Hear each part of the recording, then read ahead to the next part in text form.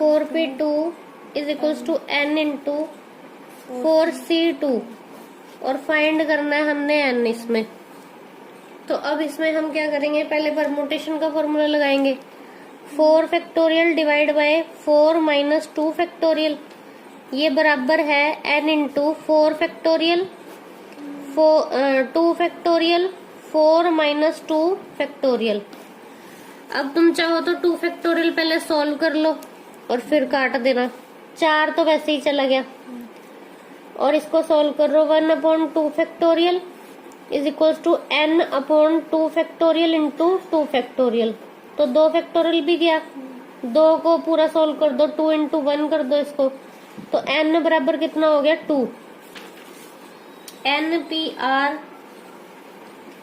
बराबर है 1320 के, और जो NCR है वो बराबर है 220 के। N भी निकालना है और R भी, ठीक है। अगर मैं इन दोनों को डिवाइड कर दूं तो n factorial divide by n minus r factorial, और इस सारे के डिवाइड में n factorial r factorial n minus r factorial बराबर में आ जाएगा 1320 बटे 220। अब n गया, n माइनस r भी गया, ये 0 से 0 गई, 2 से इसको काट दो,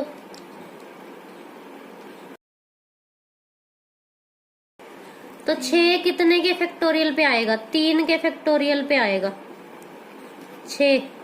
तो इसका मतलब r की वैल्यू कितनी होगी, 3 होगी। तो अब तुम इसमें से किसी में भी वैल्यू रख दो r की, 3 रख दो, जैसे इस वाले में रख दो NC3 बराबर 220, तो n की वैल्यू निकल जाएगी। तो पहले इधर का सॉल्व करते हैं, फिर इधर का करते हैं, कुछ तो इक्वेशन मिलेगी जिससे n और r निकलेगा। इसको करेंगे तो क्या आएगा, n factorial divide by n minus r factorial, ये बराबर है इसके n factorial divide by n minus r minus 1 factorial. n तो गया, अब n माइनस r वाले को n माइनस r माइनस 1 तक एक्सपेंड कर देंगे, तो हम लिखेंगे 1 upon n minus r minus 1 factorial बराबर है 1 upon n minus r minus 1 factorial. ये कट गया, n माइनस r बराबर आ गया 1 के। ये अपनी फर्स्ट इक्वेशन हो गई।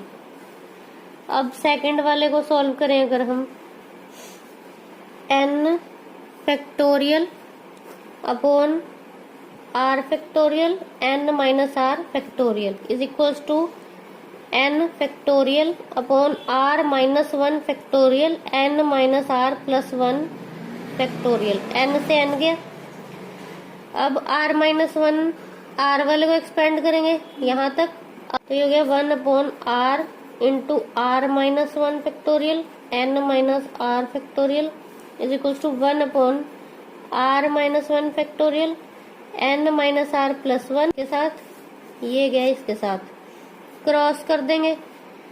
उसके बाद हम इसकी वैल्यू रखते हैं इसमें 2r minus 1 minus r is equals to 1, इसकी रख दी वैल्यू इसमें। 2r में से 1 r गया, r minus 1 is equals to 1, r is equals to 2, ठीक है। r 2 आ गया। अब n की वैल्यू क्या है, 2r माइनस 1, तो n की जगह पे रख देती हूँ 2 into 2 minus 1, 4 minus 1 is equal to 3।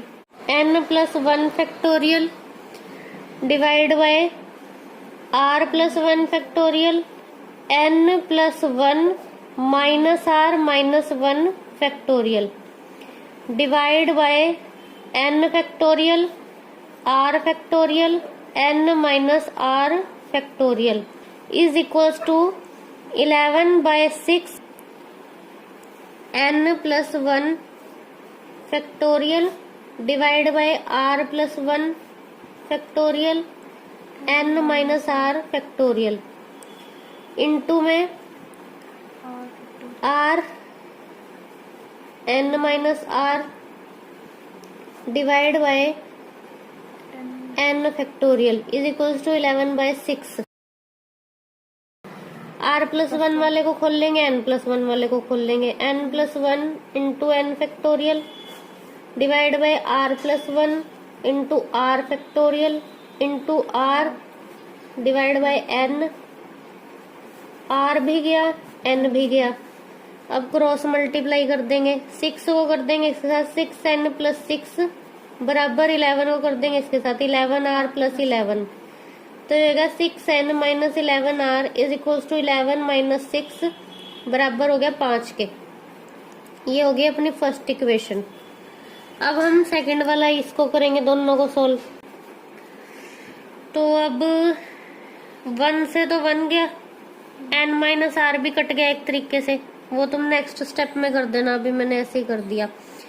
r वाला खुलेगा r - 1 तक, तो ये क्या हो जाएगा n - 1 डिवाइड बाय r -1 और इस सारे के डिवाइड में n - 1 डिवाइड बाय r - 1। ये गया इसके साथ, ये गया इसके साथ, बराबर में है 2/1। अब इसका क्रॉस मल्टीप्लाई कर दो, इसके बटे में तो कुछ बचा ही नहीं, तो r गुना होएगा 2 के साथ, 2r is equal to n, है ना, और तो कुछ नहीं बच रहा। तो यहाँ से तो तुम्हें सीधा ही पता चल गया कि n की वैल्यू 2r है, तो n की जगह में तो फिर इसी में 2r रख दूंगी तो मेरा वैल्यू निकल जाएगा। 6n - 11r is equal to कितना आया था हमारा, 5 आया था फर्स्ट इक्वेशन से। अब मैं अगर यहाँ पे n की जगह पे 2r रख दूं तो कितना हो गया, 12r - 11r is equal to 5, r बराबर 5 हो गया यहाँ से। अब r अगर 5 हो गया तो n हमने खुद फाइंड करा है कि दुगना है उससे, तो n कितना हो गया, 5 × 2 तो 10 हो गया।